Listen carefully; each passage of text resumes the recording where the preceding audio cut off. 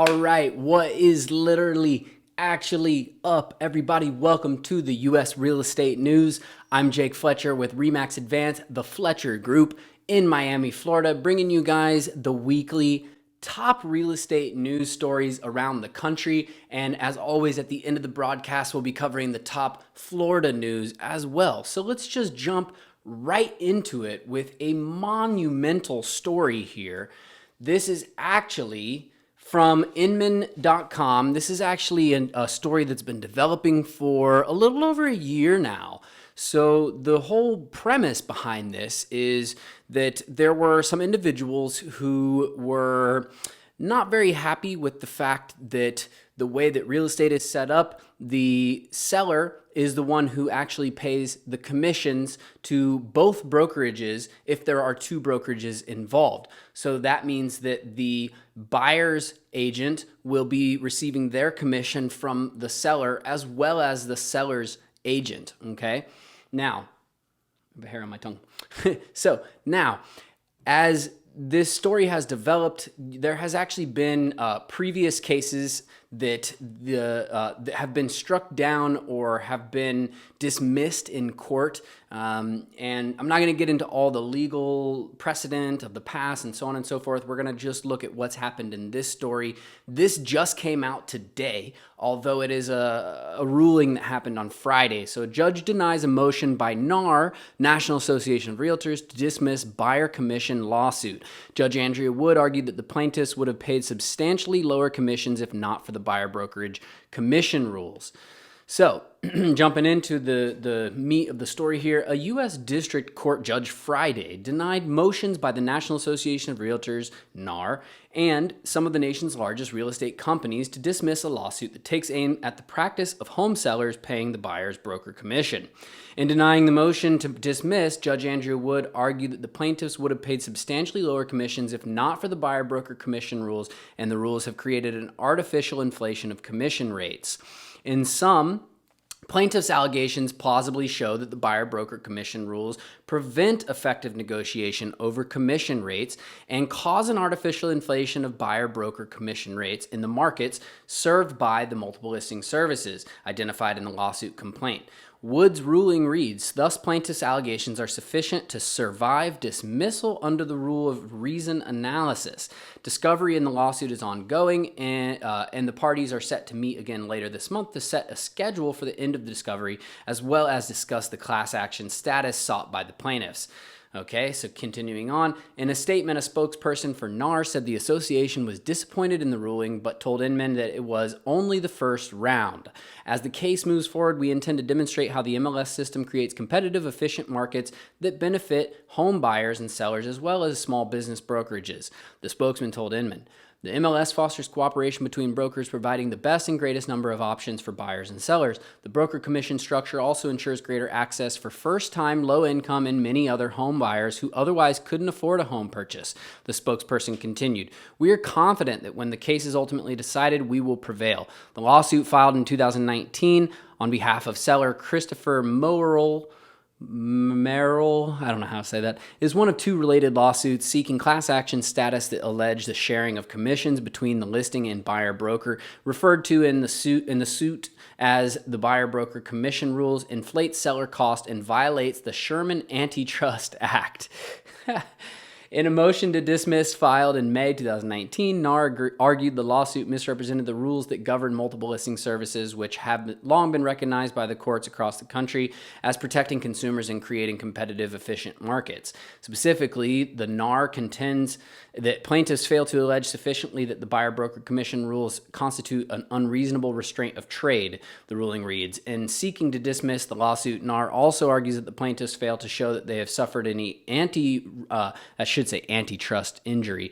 A plaintiff must show that claimed injuries are the type that antitrust laws were intended to prevent, Wood's ruling reads. The court finds that plaintiffs have sufficiently pleaded that they suffered an antitrust injury from defendants' conspiracy, Wood wrote. Each plaintiff was a home seller required to pay a commission to the buyer broker for the person who purchased their home, but for defendants' conspiracy, each plaintiff would have paid substantially lower commissions. The corporate defendants named in the suit Home Services of America, Keller Williams, Remax Rheology, I can never say that, Rheology, Long and Foster Companies, HSF, affiliates, all backed NAR's motion to dismiss and separately filed their own motions to dismiss, all of which were denied in the same ruling. Quote, "We are disappointed in the court's decision and continue to believe that this case is without merit." A spokesperson for Rheology told Inman in a statement, "We are unable to provide further comment in this pending litigation." A spokesperson for Remax said that the international franchisor will, quote, "continue to vigorously defend ourselves against a complaint that is baseless." Keller Williams declined to comment on the judge's ruling. None of the other corporate defendants immediately responded to a request for comment Monday morning. The story will be updated if any, blah, blah, blah.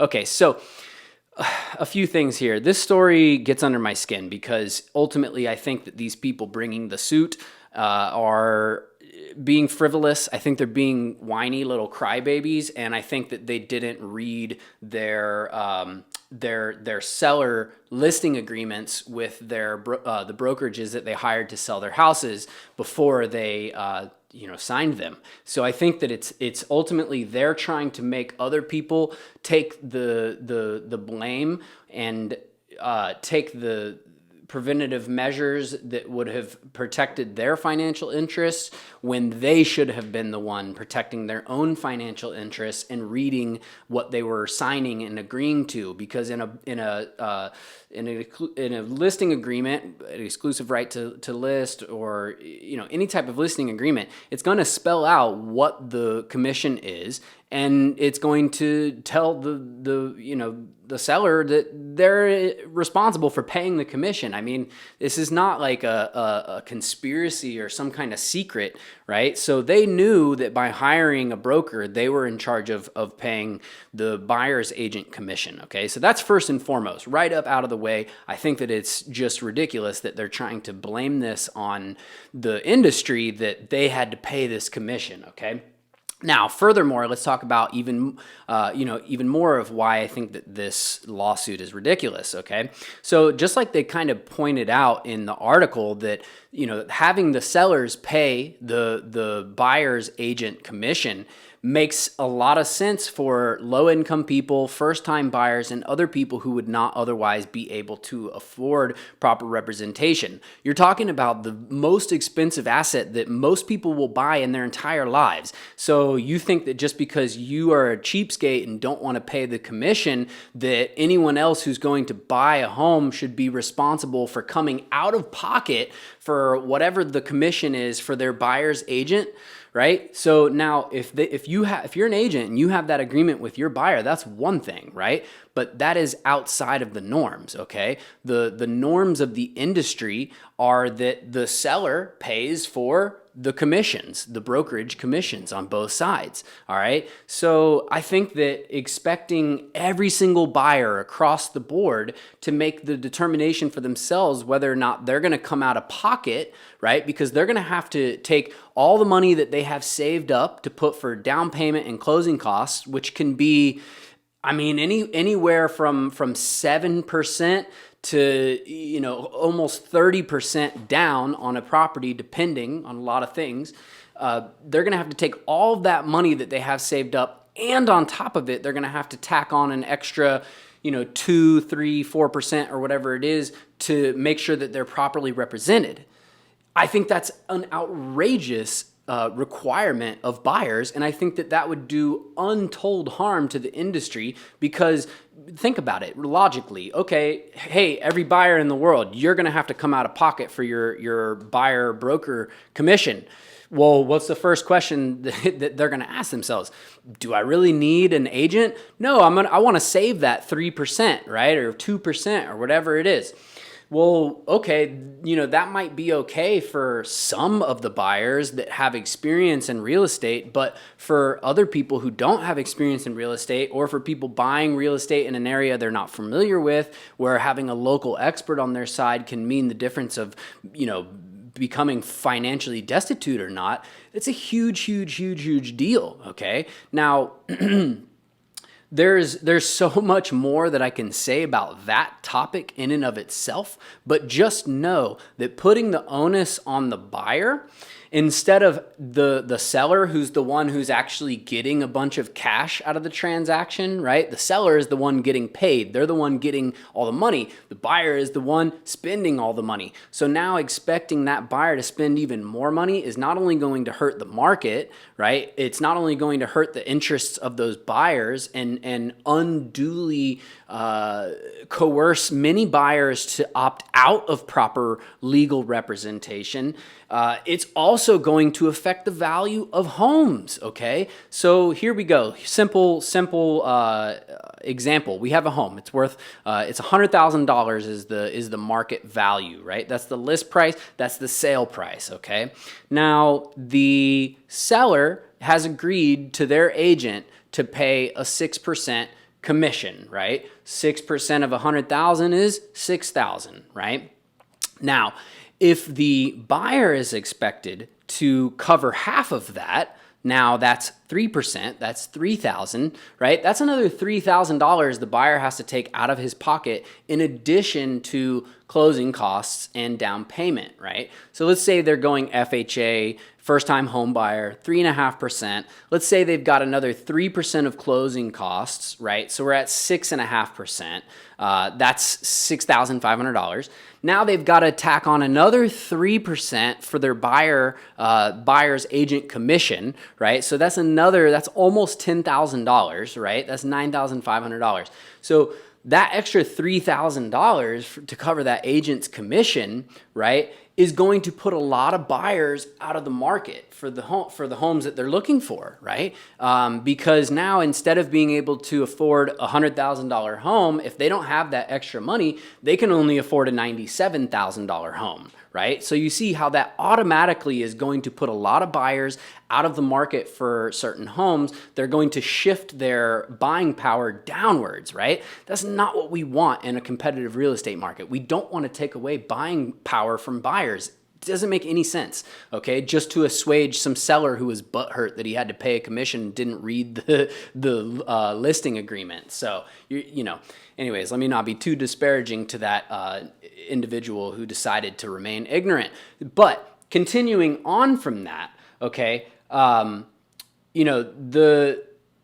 aside from incentivizing buyers to forego professional representation, aside from devaluing properties, aside from the fact that the money from the sale is coming from the buyer in the first place, and they're the ones effectively paying both brokerage fees anyways, because the money that the seller is getting to pay that is coming from the buyer or the buyer's lender, okay? Aside from those things, this would also, and aside from, making so every buyer is forced, it would force every buyer who's using a realtor to set their sights at a much lower price range, right? There are also inaccurate assumptions, okay? So I kind of wrote this down here. So the plaintiffs claim that the defendant's conspiracy has centered around NAR's adoption and implementation of a rule that requires all brokers to make a blanket, non-negotiable offer of buyer-broker compensation. When listing a property on the MLS, if this offer for compensation was truly non-negotiable, this is a quote from another article, or that was a quote from another article. If this offer of compensation was truly non-negotiable, as the plaintiff claims, then the central tenet of their argument would have more credibility. However, although this custom may be how a deal is initially intended to function, reasonable people know that everything is negotiable within the bounds of the law and ethics. So if a seller wants to contractually obligate a buyer to pay out of pocket for the buyer's broker, they're certainly within their legal right to put that in their counteroffer, okay? This may not be advantageous to either party within the bounds of the current real estate market, but it's absolutely negotiable, thus invalidating the main assumption of the lawsuits, okay? So, they're trying to claim this whole antitrust conspiracy thing. Well, first of all, like I just said, you can definitely put in your counteroffer that the buyer has to pay for their agent's commission. Second of all, probably actually before that point would be that the person listing their house, the seller, they could have negotiated with their agent. Hello, all right? oh, you charge a 6% commission? Oh, well, yeah, Mr. Seller, I do. Oh, can you actually do a 3% commission? And then we're going to ask the buyer to pay their agent's commission. All right, yeah, sure, right? You can find, an agent is going to agree to that. I wouldn't agree to that, right? Because that's not going to be worth my time at the end of the day. But it's absolutely not an antitrust issue, because what is antitrust? Antitrust is dealing with monopolies, okay? Hello, there are like thousands of different brokerages, tens of thousands of different brokerages across the country. I don't know how hundreds or thousands of different local MLSs. So you're telling me there's a antitrust issue with all these thousands of different entities, right? Antitrust and any type of monopoly issue is dealing with one entity. Like if you wanted to say, maybe years from now, Amazon becomes a monopoly, right? Or let's say that, just for sake of example, not saying I agree with this, but let's say, oh, well, you could say Facebook and Twitter have an oligopoly, which is a monopoly, except instead of one entity, it's a few different entities, right? Even in that case, you can't say there's an oligopoly, because there's not a few different MLSs. There's not a few different brokerages. There are thousands, tens and tens of thousands, okay? And each one of them decides their commissions separately. I dictate what my individual commission is as an agent, okay? If you're a seller and you want to try to negotiate that with me, you absolutely can try to negotiate that with me, right? Not saying I'm going to agree to reduce my commission or anything like that, but I'm not a monopoly. I'm not monopolizing the industry over your head. So the whole premise of the whole conspiracy thing is just ridiculous. So some other inaccurate assumptions. So the initial lawsuit states that the defendants collectively possess market power in local markets for real estate broker services through their control of their local MLS. Although it is true the local association of realtors, which are chapters of their state organizations that are chapters of NAR, administer their local MLS, the data that is uploaded to an MLS is instantly aggregated by hundreds of web-based services like Realtor.com, Trulia, and Zillow. In fact, when a property is listed on the Miami MLS, my MLS, it's aggregated to like umpteen thousand, hundred, whatever, who knows, different aggregate sites, which refresh the information multiple times per hour. So although the administration of a local MLS is handled by the local association of realtors, the content itself, which is what has actual value, is circulated far and wide. Furthermore, there are flat fee listing services which allow sellers to list their home on the MLS themselves. Okay, hello. This is a terrible idea unless perhaps you used to be a realtor in the recent past and know how to input the information correctly, but nonetheless, it thwarts the idea that NAR and its defending brokerages alone control the MLS and the information contained therein. Inaccurate assumption number 3. The lawsuit claims that realtors will not show homes to clients that don't have a higher compensation fee, but this is in direct contradiction with the ethical obligations of a realtor to their clients. A realtor is obligated to look out for the best interests of their clients, which means finding the right property for the client. Whether or not a property is in the best interests of the client has nothing to do with the percentage of compensation to the agent. Are there a tiny sliver of a percentage of real estate agents that may not follow that ethical obligation? Sure, in any industry, right, it's possible, but a real estate agent prospers by creating good relationships with their clients and turning them into lifelong customers, thus incentivizing that they look out for the best interests of the clients, okay? This is why the overwhelming vast majority of agents not only have an ethical obligation to look out for their client's best interest, but also a personal interest in their client's best interest as well, okay? I could keep going on about this story, about how ridiculous I think this is, but I've spent enough time on it, and I think at the end of the day, man, these people are just butthurt that they had to pay a commission, like I said, and they didn't read their listing agreement, because if they did, they would have known ahead of time and they wouldn't be, crying all these crocodile tears. because they had to pay, a commission and didn't know they were going to. Read the fine print, man. Read, if you're signing a contract and you're not reading it and reading what you're legally obligating yourself to, I don't know what to tell you, man. Like, how do you even file a lawsuit knowing that you could have just read my listing agreements are 2 pages. Okay. You like, come on, dude. You couldn't read the 2 pages. You couldn't be bothered to see what you're obligating yourself to legally. Like, come on, dude. Like, I got no sympathy.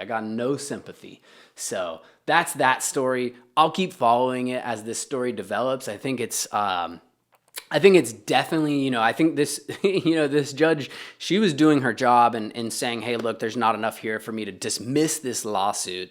I don't agree with some of the things that she was saying, for example, saying that it was unjustly, like influencing the commission, or what was it that they said?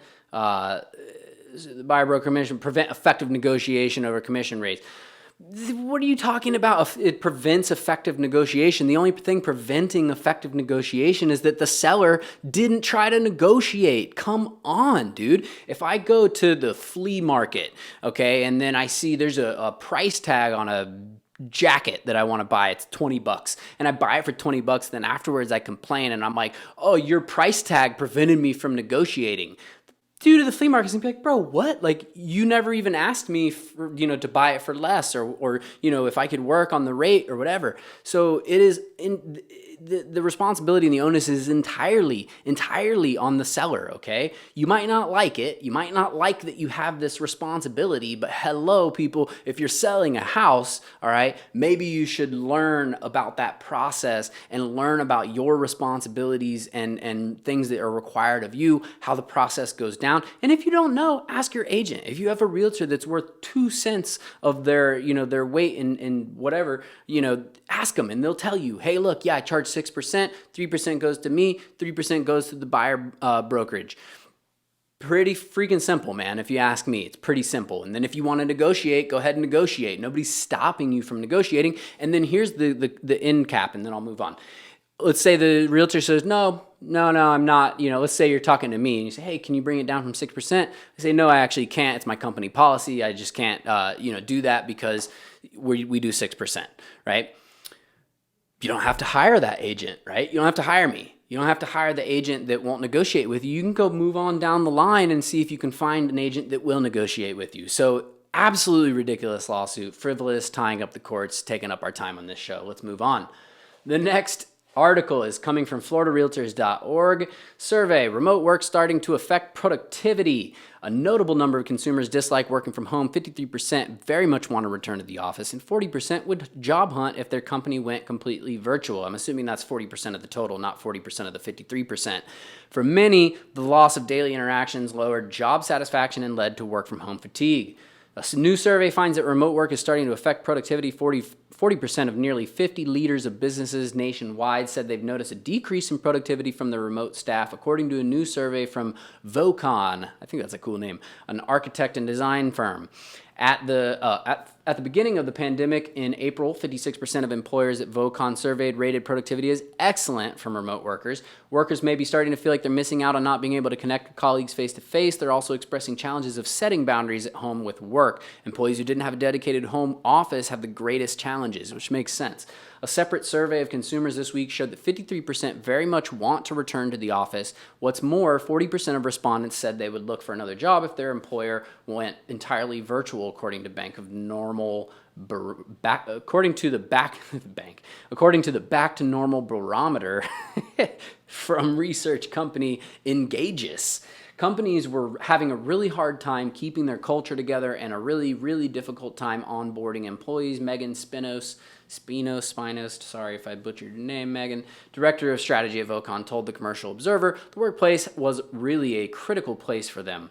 The majority of company leaders surveyed by Vocon said they still plan to have physical space for their employees, and they plan to have the workers return to the office likely by the first quarter of the next year. Vocon's survey reflects the heads of firms that oversee 443,000 some odd workers nationwide in industries such as real estate, technology, advertising, finance, and more. So We'll just read this last one. So, younger workers may be the most eager to return to work. I found this interesting. About 70% of Generation Z and 69% of millennials reported challenges with working from home, according to studies of more than 50,000 global respondents analyzed by Cushman and Wakefield. Young professionals struggle to find a space to work, and they also may feel they're missing out on advancement opportunities by working from home. So, I was actually kind of surprised by that last bit because I thought, I'm a millennial and I love working from home. I mean, look, I'm in my home office right now. I love it. I get so much work done. I every day I have a schedule that I write down of what I'm doing, and I stick to my schedule and I get stuff done, and I'm productive and I make it happen, obviously. But I can understand with people who have more of a traditional like office type job, you do lose some of that, as they say, the culture. Now, what corporate culture really means is different, I think, to everyone. For me, I couldn't care less about corporate culture. I think corporate culture is kind of a made up thing that companies create to make people feel more connected to their workplace, and I think that it's not real. I think that it's only as real as you accept in your own mind. So for me, I'm just, my culture is my own personal culture. It has nothing to do with Remax or, you know what I mean? Nothing against Remax. It's just my culture doesn't come from what Remax does, is what I'm saying. So, I'm surprised by this whole article, right? Because, and also last week I was telling you guys about how there has, I was giving you an update on the continued push for the work from home and people moving to more rural and suburban places. Now we're looking at this saying, okay, well, these business leaders are actually saying that the productivity is down. So at first, at the beginning of the pandemic, they were saying productivity is great, and now they're productivity is not so good. So I think what's going on is I think that they had kind of like rosy-colored glasses at the beginning of the pandemic, thinking like, oh my gosh, even if they're just, writing their name on a piece of paper, and that's all they get done all day, we just, God bless them, and, the pandemic is horrible, and we're grateful for anything. So they had kind of, I think, these business leaders had a little bit more of a lenient, like, approach to it. And I think as time has gone on, I do think that productivity is not as good, right? But two things. I think that as time has gone on, I think that these business leaders are saying, okay, hey, we should really be expecting a little bit more out of these people, and we're not getting it. Second, I think that there is the capacity for businesses to adapt to the work from home strategy in a better way, and that will result in better productivity. And I think that it's a learning curve, and we're not quite there yet. It's one of those things where we have to kind of roll with the punches and develop it as we go. It's a new-ish kind of thing, even though people have been working from home for God knows how long. It's the first time in human history that tons of people are working from home all the time, and that creates difficulties that we didn't have before in the workplace. So I think that there's a bit of a learning curve in terms of adapting to that new style of working. Now, the younger workers, that part really surprised me. Like I said, I'm a millennial and I feel great working from home, but I do see where people could maybe think, hey, I don't see people as much. I don't see my colleagues as much. I don't get that human interaction as much, especially in the type of jobs where you already don't get that interaction a lot, and then every little bit that you do is therefore worth a lot. For me, I'm going to go show some properties later. I'm doing, listing presentation. I'm going to go to this closing, and you know what I mean? So I am seeing people all the time every day. So it's like no skin off my back that I'm working from home. It's actually better for me because I don't have to commute. So that being said, I think that it's interesting that 70% of Gen Z and almost 69% of millennials reported challenges from working from home, and that's out of 50,000 people. So that is a very sizable population for that study. But I think here's one of the things that tells us the story, right? In addition to what I just said, I think this is very important. Young professionals struggle to find a space to work. So, and they also feel like maybe they're missing out on advancement opportunities. So What is one common thread with a lot of younger people? They're not homeowners yet, right? Or maybe they are a homeowner, but they're a first time homeowner, in which case they probably had to kind of make compromises between buying your dream house and buying your starter home, right? Your starter home usually is going to be missing a few things. Maybe it's not as big or there's no dedicated office or whatever, right? So I think it makes sense in a very big way that young professionals struggle to find a space to work, right? So and then as far as missing out on advancement opportunities, I feel that, I personally am so far from that because of the industry that I'm in, but I totally feel for those people who are like, look, man, I'm not getting seen, my work's not getting noticed, or whatever it is, the boss isn't seeing how hard I'm working, and I feel like I'm missing out on advancement opportunities, or I'm not able to rub elbows with the right people, or whatever it might be. I totally feel that. I think it's very valid. So we'll keep following this story as it progresses. I just found it very interesting and kind of surprising. So moving on, the next story is coming from globestreet.com. I almost said Globest. Globestreet.com. So these real estate sectors are most at risk of obsolescence from tech. So this is kind of interesting mix of tech and real estate. Data centers, manufacturing centers for new technologies, remote parking, and recharging stations will be the beneficiaries of technological trends. Well, who's at risk? Let's see. So there's a lot of talk about technology taking jobs. Real estate won't be immune from this trend, but specific segments are more prone to job losses than others. And a new report from Cushman & Wakefield pinpoints gas stations, bank branches, non-experiential retail and garages, those in single-family homes and commercial parking decks, and non-amenitized commodity offices as the categories of real estate that are at higher risk of obsolescence due to technology.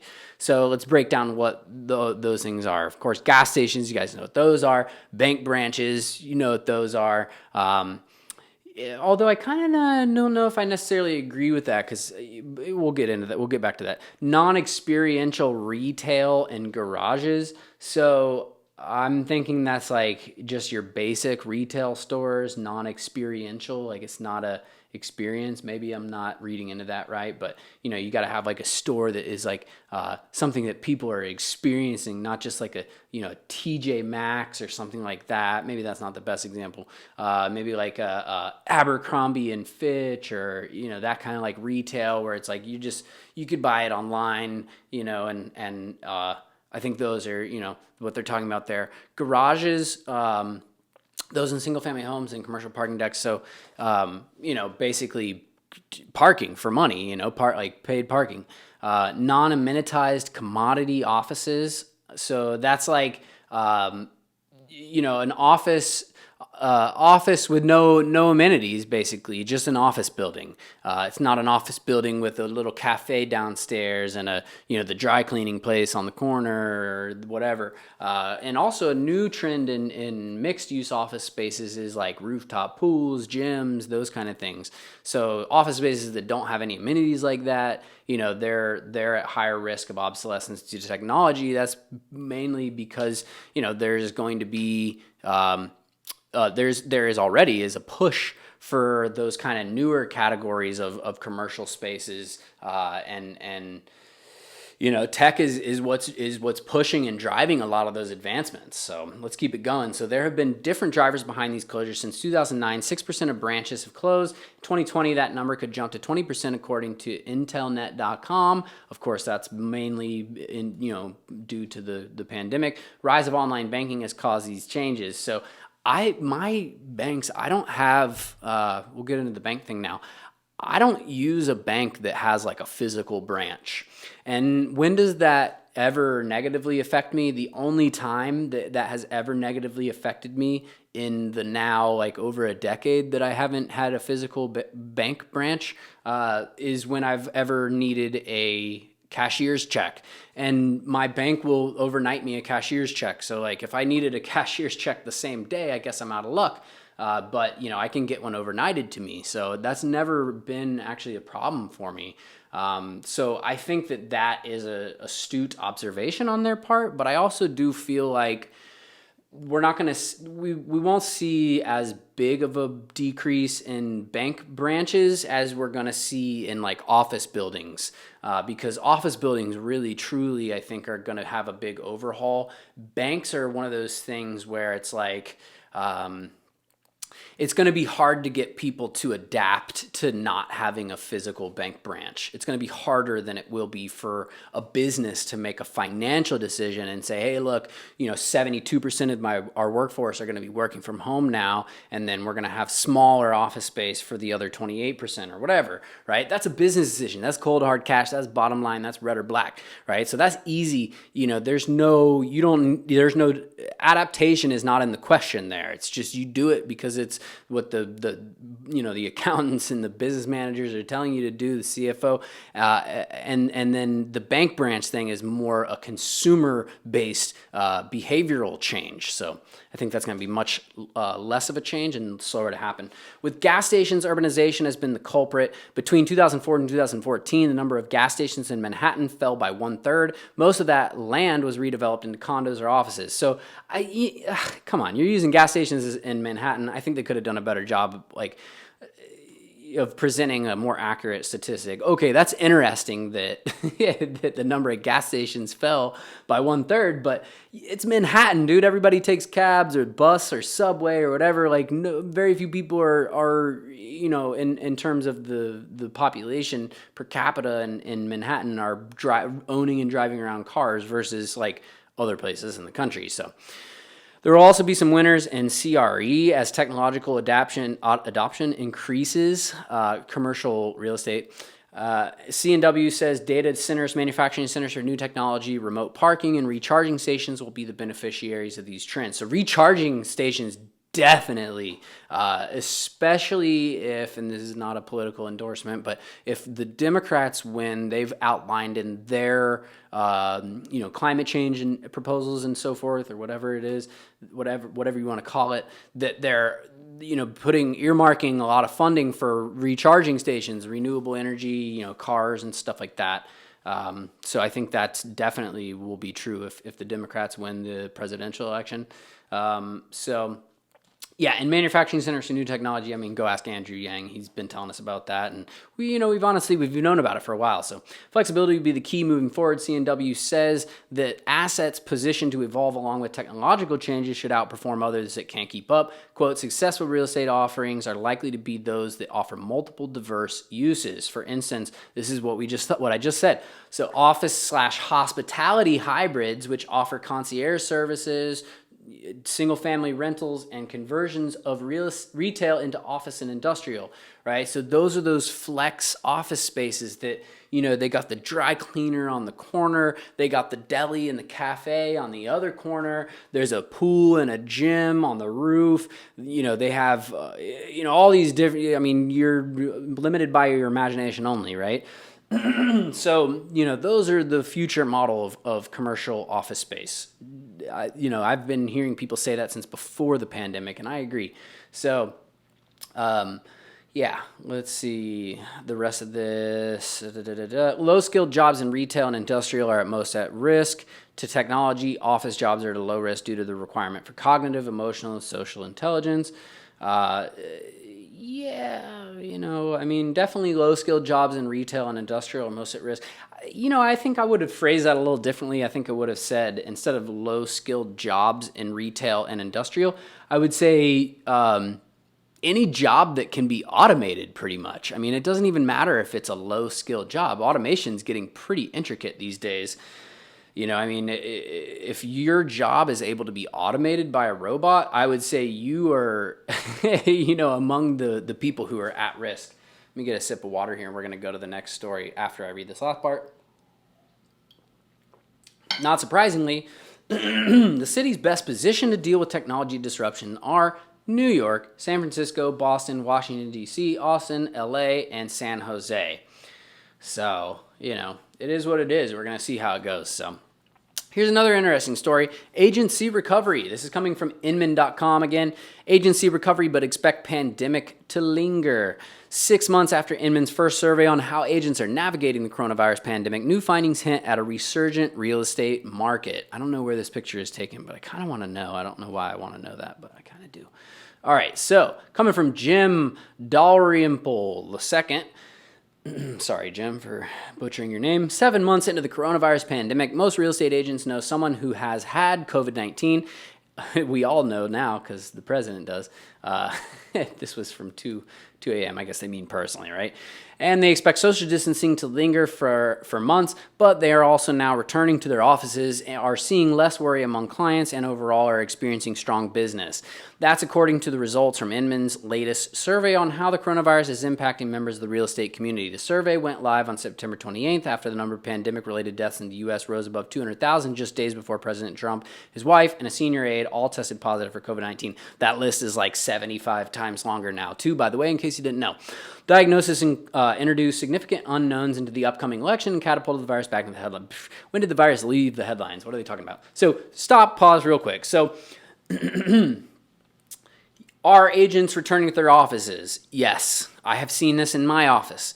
Are they seeing less worry among clients? Yes, although there is still significant worry that I have seen. In fact, still have clients that refuse to do showings unless like everybody's gone and out of the property. And overall are experiencing strong business. 1,000% true. Business is crazy popping right now. So that's what I wanted to say about that. The survey was the second such query Inman has conducted since the pandemic swept the U.S. in March. This time around, more than 200 people ultimately provided responses. The first time around, I think it was a lot more. Probably the biggest takeaway from the survey this time was that a majority of respondents, an overwhelming plurality, said their business is actually doing better than normal right now. Another 15% said business is currently normal for them. Conversely, 0% of respondents said their business had failed or were temporarily closed. I think that it's unlikely someone's going to report, even in an anonymous survey, that their business is not doing very well. And I also think that it's more likely that if you're on the ball enough to be answering these surveys, maybe you're also the type of person who's on the ball enough that your business is also doing better, because the people that, in my opinion, my anecdotal experience, that their business isn't doing as well are the people who've kind of backed off, whether they have other source of income or a spouse that does, but for whatever reason, not that it's good or bad, just they've kind of stepped back a little bit. Those are the people whose business is not doing as well. Everybody else, business is insane right now. So these findings stand in stark contrast to the survey Inman ran in March. At that time, just 10% of respondents said their business was either normal or better than normal. The findings consequently appear to indicate that the explosive return of the market isn't just an anecdotal, but it is in fact widespread. Well, okay. Wish I didn't have to do this. What does anecdotal mean? Anecdotal means that it's kind of like it's based off of what people are saying or based off of what you observe. It's not statistical, right? It's not a data-driven fact. It's a fact that's given to you by somebody based on what they're seeing or hearing, or based on what you're seeing or hearing. Based on the apparent evidence, not based on statistical analysis that's rigorously, verified and peer-reviewed and so on and so forth. Okay, so just the fact that you're doing a survey where you're just asking realtors questions inherently makes it anecdotal. So I think that, these are the kind of media literacy things that, we got to like read between the lines sometimes, and make sure that we're, being not critical, but I mean, yes, critical, but just being very acute with the way that we are reading things, and very literal with how things are written.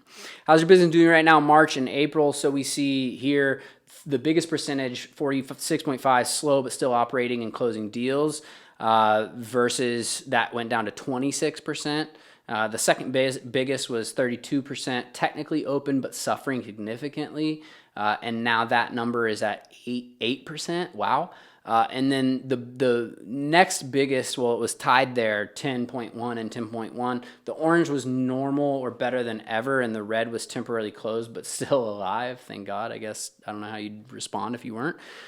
And then we see there's no red on September, October, and then the orange is by far the biggest at 66%, 2/3 of agents saying their business is operating normal or better than normal. Okay, so again, that's anecdotal.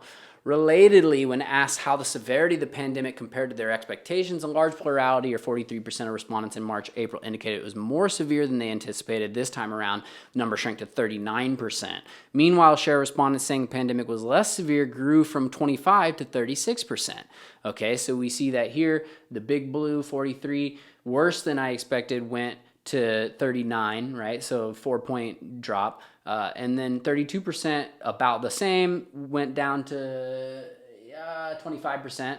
And then the less severe than I expected went from 25% to 36%, right? So on a similar note, 60% of respondents,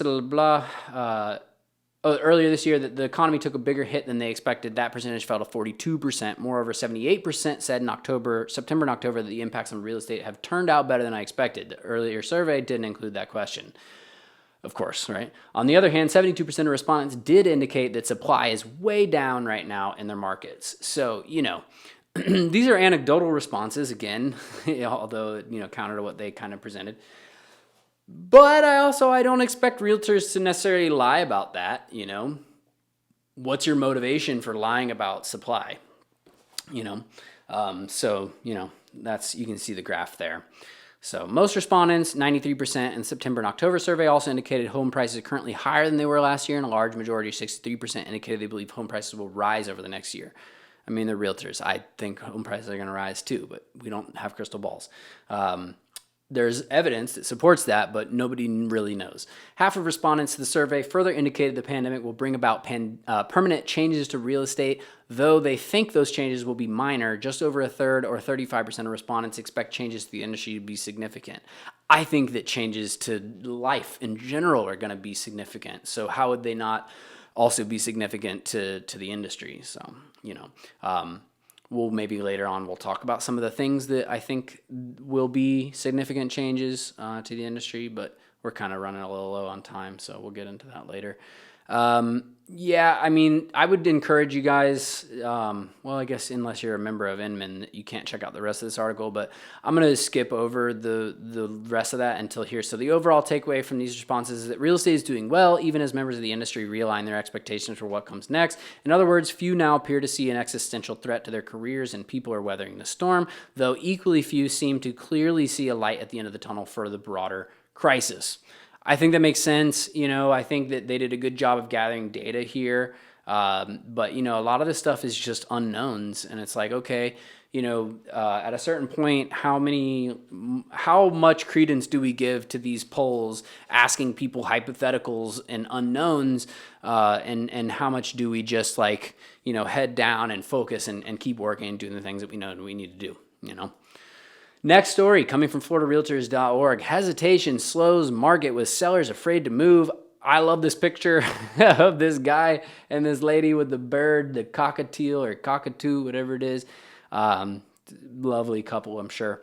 So, from Jonathan Epstein, if I sell, where do I go? I know I've heard this many times, and I know a lot of agents probably have as well. Many Florida-bound buyers are afraid to sell their homes up north during the pandemic, leading to a backup in the normal flow of housing sales. That's not the only reason why, but apparently that is a reason that they're outlining here. So, Buffalo, New York, Margarita Gonzalez has dreamed of moving back to Florida for years. Who wouldn't? Give me a call if you are.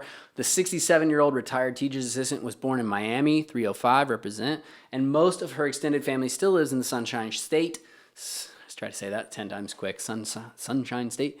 Her own children and grandchildren are in Buffalo, but she was ready to leave the lower west side for a warmer climate. Then the pandemic hit, and Florida was one of the nation's hotspots of coronavirus pandemic. Given her age, she's scared to go, right? I've heard this story a bunch of times too, including many people from New York. So So Gonzalez is staying for now, and that means she won't be selling her house on 10th Street. She's not alone. Despite a housing market that has remained solid during the recession caused by COVID-19 outbreak, the hesitancy of potential sellers like Gonzalez is contributing to one of the most acute shortages of available homes across Western New York in decades. And that's also a precedent that is, or really a circumstance that is being replicated across the country.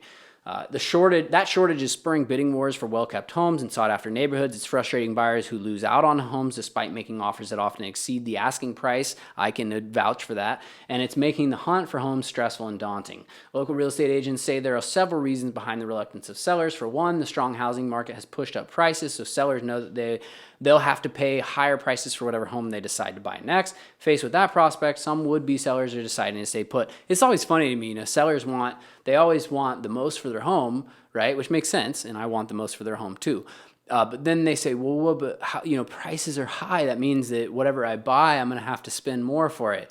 Yeah, but you've gained all this equity in your house. It's like, it's like free money almost. And then, the gripe is that the market is too good, you got to spend money to make money kind of thing, and not necessarily that buying a home is a business, but you got to spend money on a house, and if the market's high, you might be paying a little bit more for that property, but that's the market that we're in. So if you want to get the most for your house, that the market will bear, then you got to also be willing to accept that whatever you're going to buy is also going to be, in that higher trend line of average market price, right? Makes sense. But I always think that's kind of interesting. So others are wary of the COVID-19 outbreak, unwilling to open their homes, showing to strangers, health unknown, Of course, we know that. And the spurt of home buying by millennials often puts them in direct competition for the type of home sought by downsizing older homeowners, further pushing up prices for those homes as competition intensifies. That's true, right? A lot of the starter homes for millennials are also the smaller homes that older couples are trying to downsize into. There's that creates more competition for those, shall we call them well-priced homes. So, quote, I think people that were considering selling or moving are more hesitant to move or sell due to the current state of COVID, whether it's moving during this now, or looking at how hard it is to buy a house and having to overpay for a house, said Brian Hillary, an agent with Hunt Real Estate Corp who's working with Gonzalez. They don't want to go down there right now with the current state of COVID, Hillary said.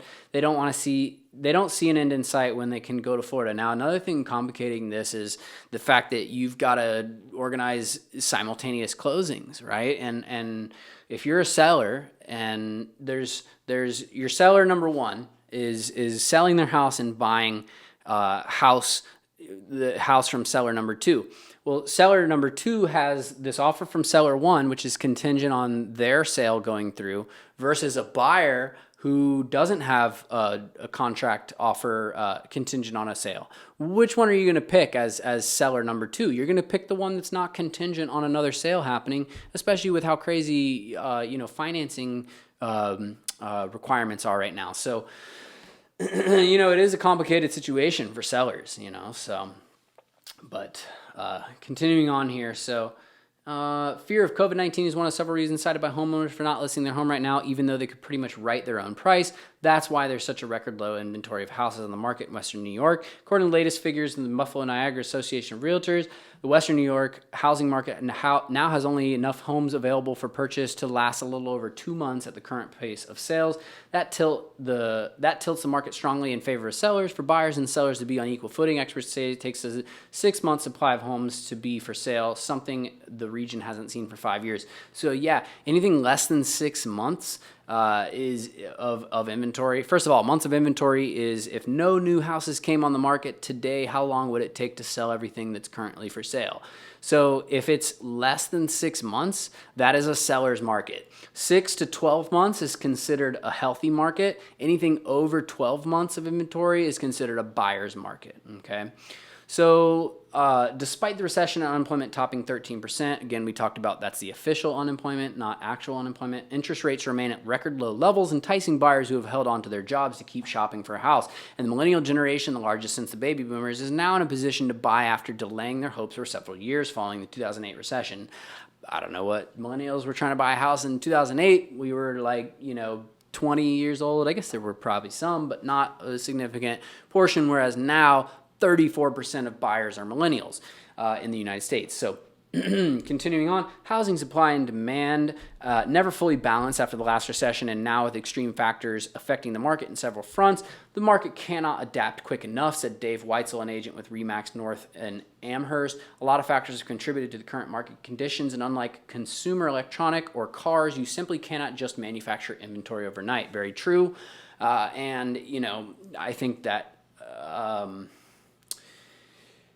think that because real estate is such a hyper-local thing that you can very rarely sum up the same sentiment for multiple markets.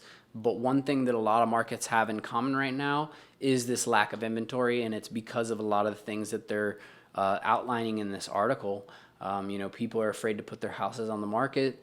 They don't know where they're going to go, how they're going to afford to buy that next place, and they're just worried overall. And there's more competition for the houses that are on the market.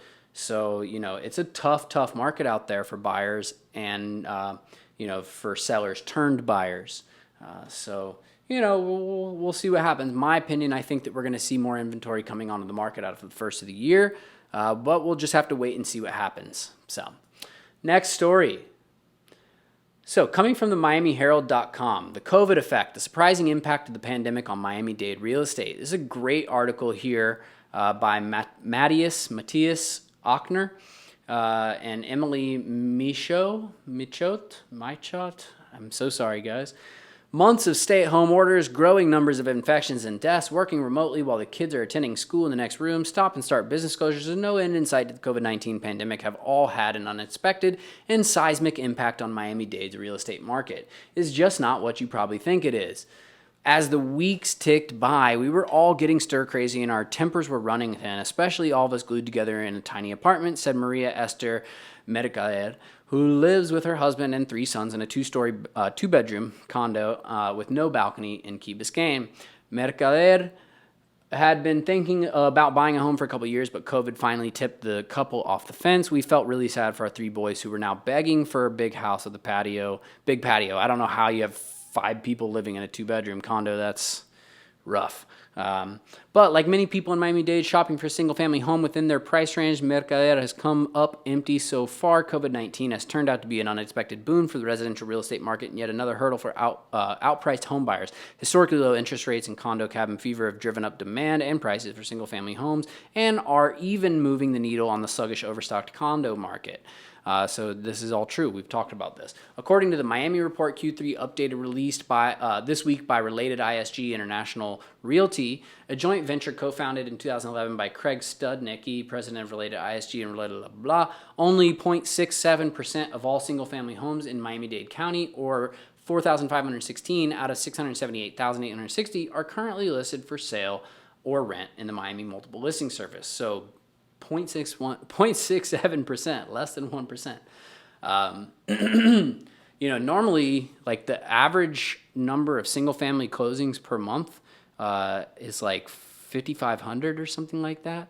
So, you can get an idea. There's only 4,500 listed in Miami-Dade, and normally, in normal years, we have about 5,500 closings on average per month. So, the report shows that the percentages of foreign buyers versus domestic U.S. buyers have flipped since 2010 from 49% foreign and 21% domestic to the current 23% foreign and 49% domestic. A lot of that has to do with FERPTA, which they don't bring up here.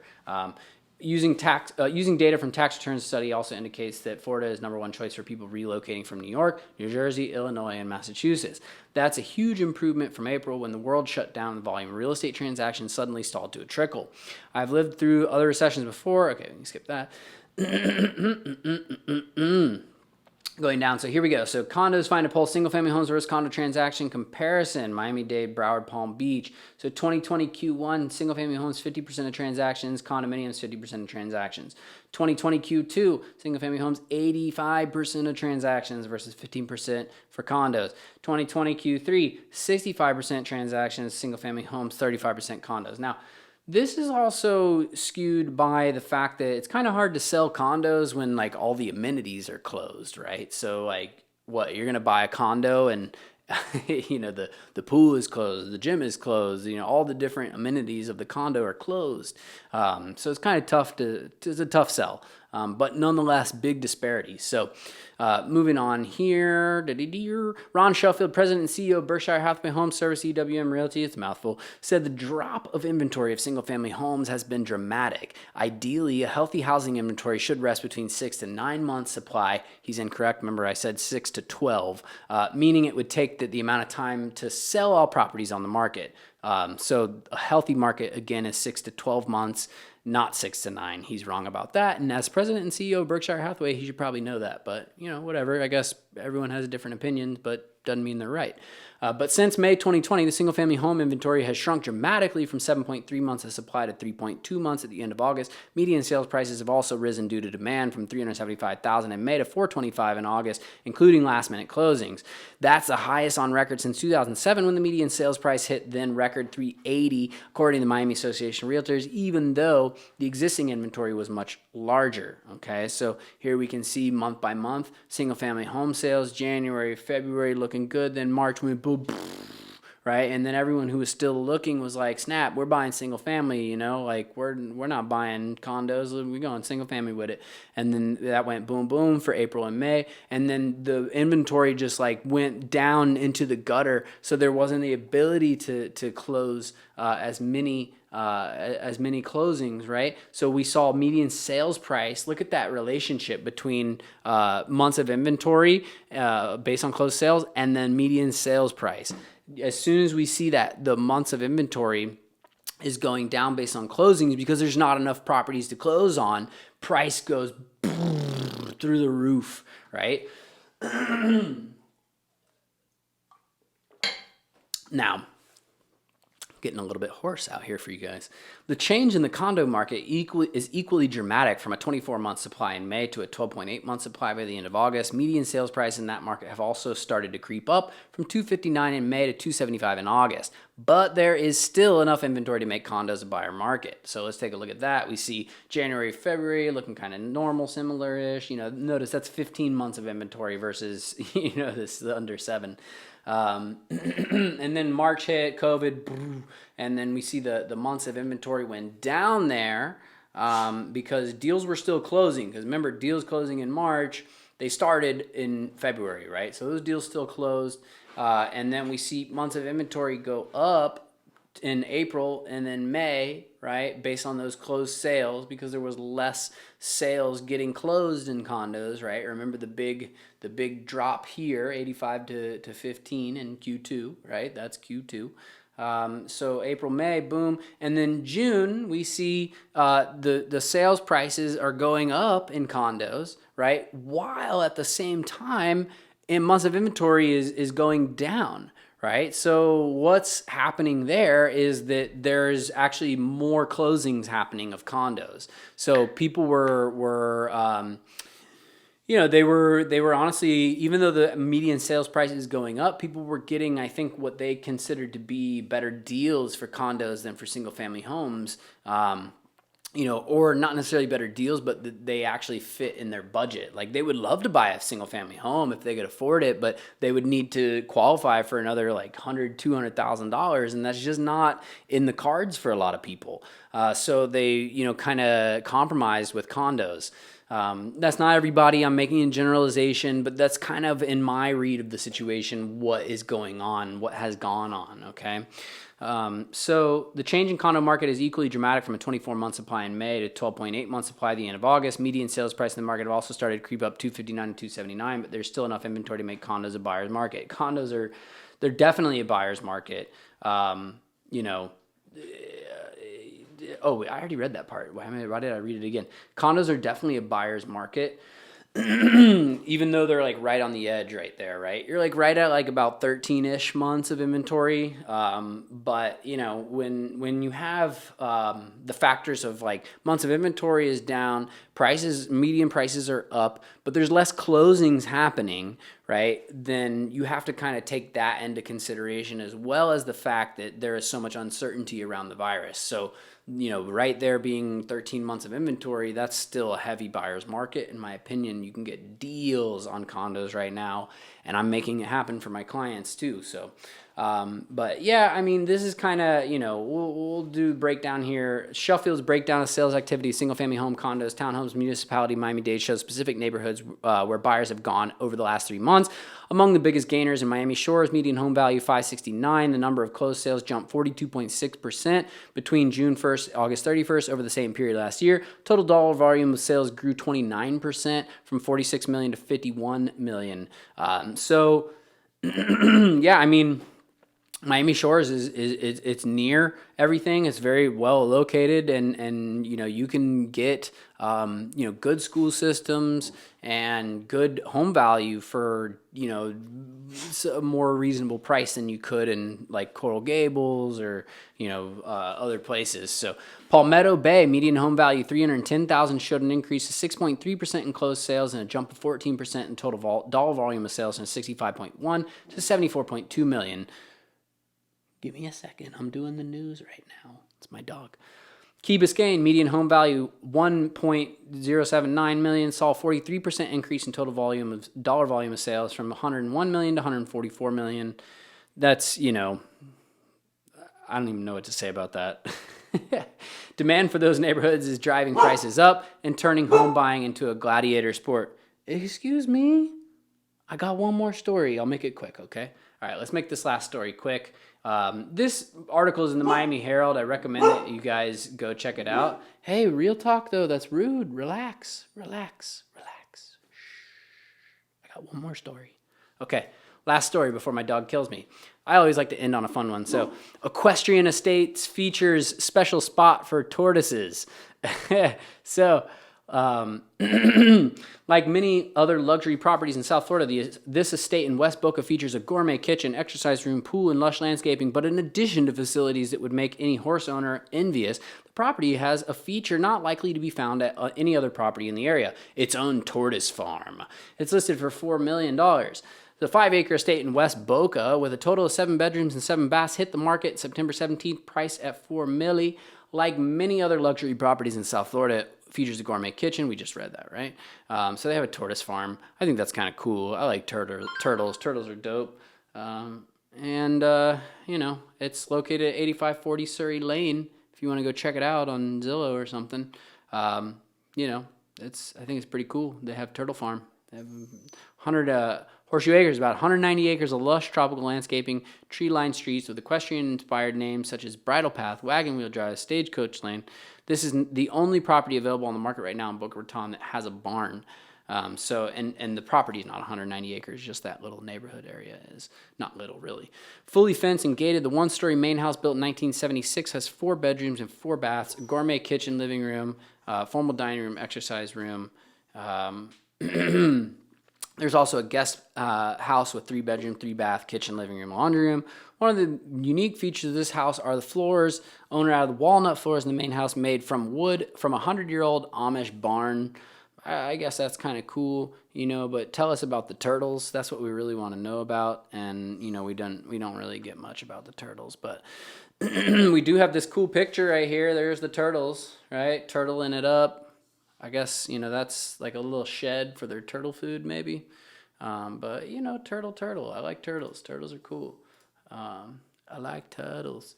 So that's like, it's got a barn, turtles. What more do you need, Boca? Let's go. All right. Thanks for tuning in, guys, to the U.S. real estate news. I got to go apparently take my dog out. She's whining.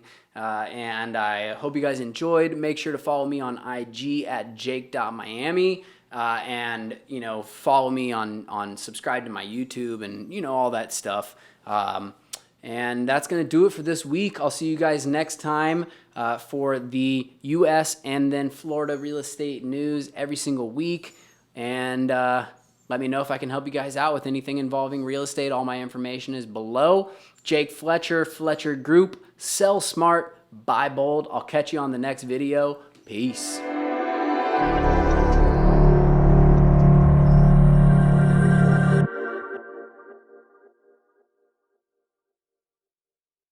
Cora, you are so rude.